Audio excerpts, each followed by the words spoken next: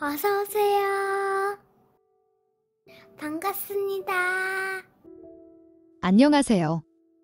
저는 주변에서 도둑놈이 불리는 10살 연하의 여자친구가 있는 남자입니다. 강원도 속초 바다에 친구들과 놀러 갔다가 헌팅으로 만나서 연락하고 지내다가 사귀게 되었습니다. 여자친구가 원체 집순이라서 크게 어디를 돌아다니지 않고 주로 집에서 데이트를 합니다. 게다가 제가 사택에서 살다 보니 데이트하는 집은 거의 여자친구 집입니다. 저희 커플에게 외부 데이트는 밤늦게 심야 영화 보려 나가는 것이 유일합니다. 그런데 요즘에 대내외적인 문제로 유일한 외부 데이트인 영화관에도 못 가고 있습니다. 그래서 집에서 영화를 보면서 데이트를 하고 있습니다. IPTV를 통해서 무료 영화 위주로 보다가 점점 볼 것들이 줄어들다 보니 P2P 사이트에 유료 결제를 해서 최신 영화를 보게 되었습니다. 그런데 여기서 문제가 생기기 시작합니다. 한 번도 성인 동영상을 본 적이 없다는 여자친구가 성인 코너에 관심을 가지는 것이었습니다. 그래서 한번 보고 싶냐고 물어보았더니 부끄럽다고 말은 하지만 궁금해하는 것 같았습니다.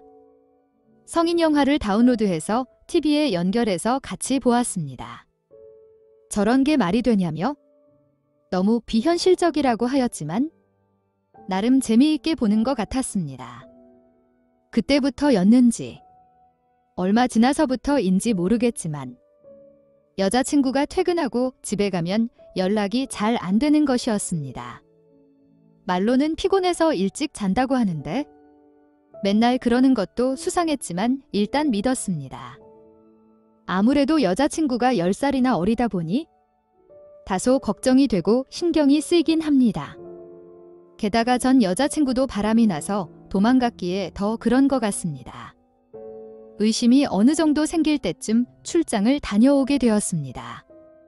돌아오는 날 저녁 늦게 도착하기에 바로 퇴근하는 것이었습니다. 그런데 생각보다 일이 수월하게 끝나면서 저녁 식사 시간 때쯤 여자친구네 집 근처에 도착하게 되었습니다. 여자친구 좋아하는 초밥과 떡볶이를 사서 인터폰을 눌렸습니다. 눌려도 소리가 없길래 아직 집에 안 온 것 같아서 비밀번호를 누르고 먼저 들어갔습니다. 사온 음식들을 정리하고 식탁 의자에 앉아 있는데 여자친구 방에서 인기척이 들리는 것이었습니다. 조용히 문을 열어보았더니 이미 퇴근한 여자친구가 집에서 이어폰 끼고 빨간 동영상을 보고 있었습니다. 이 상황에 그냥 바로 부르면 여자친구가 심하게 민망해할 것 같아서 어떻게 불려야 하나 고민하다가 전화를 하였는데도 너무 집중하였는지 전화를 안 받습니다. 그래서 결국 어깨를 툭 건드렸고 여자친구는 화들짝 놀래면서 언제 왔냐고 등등 묻길래 있었던 상황들을 다 이야기해 주었습니다. 어쩔 줄 몰라 하며 횡설수설하며 사갔던 음식들을 먹고 제 집으로 돌아왔습니다. 그 후로도 영상을 보고 있던 여자친구의 모습이 머릿속에 지워지지 않았습니다.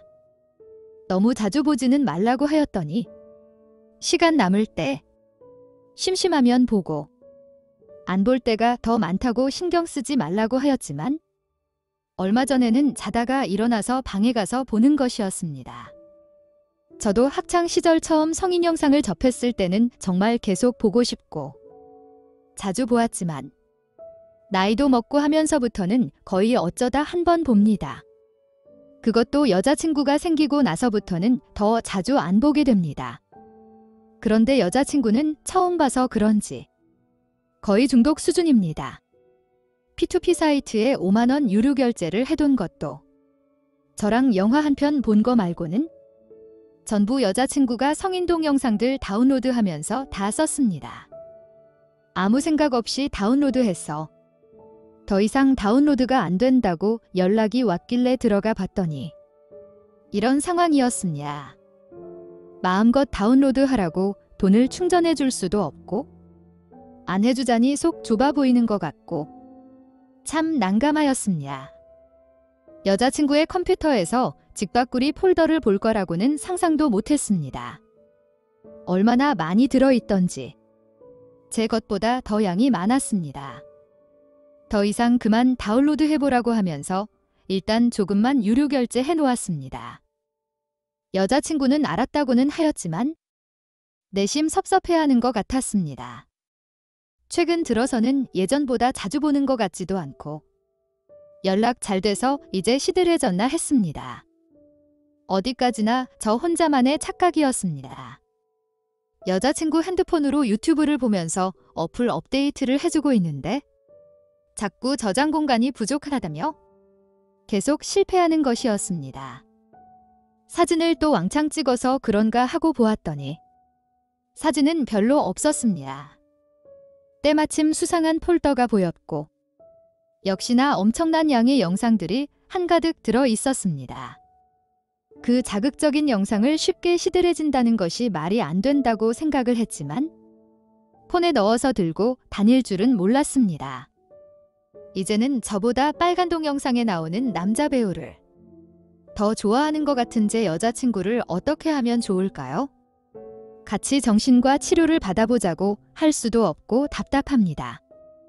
긴 사연 들어주셔서 감사합니다. 오늘의 사연은 여기까지입니다. 구독과 좋아요, 알림 설정 부탁드립니다. 긴 글을 읽어주셔서 감사합니다. 다음 사연을 시작하겠습니다. 안녕하세요. 저는 답답한 마음에 사연을 보내게 된 30대 돌싱녀입니다. 남들은 이혼하기 전까지는 고생하다가 이혼 후에는 나름 행복하게 지내는 것 같던데 저는 매일 그 인간을 봅니다. 무슨 소리인지 황당하시겠지만 같은 회사에 다니고 있습니다. 외국계 기업이라서 개인 가정사와 관계없이 일만 열심히 한다면 정년까지 쭉 다닐 수 있습니다. 저도 대학 졸업하고 입사해서 다닌 지 10년이 넘었습니다. 그 인간도 아마 10년이 넘을 겁니다. 제가 입사했을 때 제 사수였습니다. 복지도, 처우도 좋지만 다만 아쉬운 것은 지방에 있고 회사 주변에 아무것도 없다는 것입니다. 대부분 직원들은 현지 거주하거나 회사 기숙사 아파트에서 살고 있습니다. 그러다 보니 사내 커플, 사내 부부가 많은 편입니다. 그 인간도 저도 부모님 집이 서울에 있다 보니 주말에 같이 카풀도 하고 그러면서 친해지게 되었습니다. 서울에 안 가는 주말이면 같이 밥도 먹고 영화도 보면서 시간을 보내다 보니 사귀게 되었고 결국 그렇게 그 인간과 결혼하게 되었습니다. 그때까지는 저만 바라봐주는 착한 남자라고 생각했습니다. 하지만 착각이었습니다. 신혼여행 가서도 여기저기 찝쩍거리더군요. 그때는 그 인간이 매너가 좋고 오지랖이 넓은 사람이라고 생각했습니다. 시간이 지나고 보니 그냥 여자를 좋아하는 것이었습니다. 결혼 생활 8년 동안 사내 여자 후배와 바람도 피웠었고 같은 아파트 사는 유부녀하고도 바람이 났었습니다. 그때마다 단순 잠자리 파트너였을 뿐 마음을 준 거는 아니라면서 다시는 그럴 일 없을 거라고 손이 발휘되도록 싹싹 빌길래 참고 넘어갔습니다. 하지만 또 바람 피우고 또 사과하고 그런 삶이 반복되면서 저도 그 인간에 대해서 마음을 비우고 한 번 더 바람이 피기를 기다렸습니다. 이번에는 확실한 증거와 정황을 확보해서 이혼 소송을 할 생각이었습니다. 그것도 회사 여직원과 바람이 났습니다.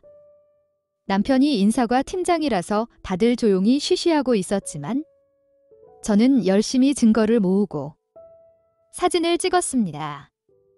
어느 정도 많은 증거를 모으고 변호사와 상의 후 이혼 소송을 하였습니다. 그러면서 그 여직원에게 상간녀 소송도 같이 하였습니다. 같은 날 회사로 그 두 인간에게 소장 도착하였고 둘 다 동시에 잘못했다며 찾아오더군요.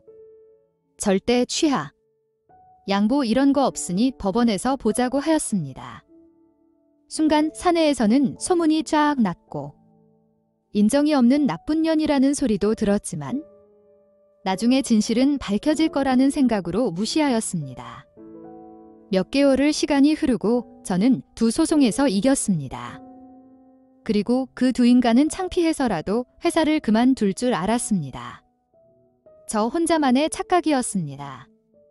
그 여직원하고는 매일 아침 통근버스에서 만나고 그 인간하고는 같은 층이라서 화장실, 탕비실 등 오고 가며 매일 부딪힙니다. 그 사건 이후에도 그 둘은 계속 만나다가 얼마 전에 헤어졌습니다. 그때부터는 그 여직원은 뒤에서 제 욕과 허위사실을 만들어서 소문낸다고 들었고 그 인간은 자기가 정말 잘못했다고 조강지처를 못 알아봤다며 재결합해주면 안 되냐고 빌고 있습니다. 어차피 받아줄 마음도 없었지만 헤어지고 나서 바로 저한테 재결합하자고 매달리는 게 더 기분이 나빴습니다. 투명 인간처럼 취급을 하면 기분상 그렇게 느끼는 건지는 모르겠으나 인사상 불이익을 주는 것 같았습니다. 업무와 무관한 외부 교육으로 멀리 출장을 보낸다거나 완전히 다른 팀으로 발령날 거라는 소문이 돈다거나 등등 많았습니다. 그렇다고 대꾸를 해주면 한없이 재결합을 하자고 더 진상을 피웁니다. 그럴 때마다 그 여직원은 뒤에서 더 날리고요. 결국 저도 제 억울한 사정을 이야기하면서 제 편을 만들어야 했습니다. 언젠간 진실을 알게 되겠지 하며 가만히 있으니 오해는 더 큰 오해를, 말도 안 되는 헛소문은 점점 더 이상하게 변하고 있었습니다. 그렇게 지낸 지 반년이 다 되어가고 있습니다. 회사를 다니는 건지 전쟁터에 나온 건지 잘 모르겠습니다. 속 시원하게 복수하면서 회사를 잘 다닐 수 있는 방법이 없을까요? 오늘의 사연은 여기까지입니다. 구독과 좋아요, 알림 설정 부탁드립니다. 긴 글을 읽어주셔서 감사합니다. 구독과 좋아요 꾹꾹 눌러주세요. 꾹꾹.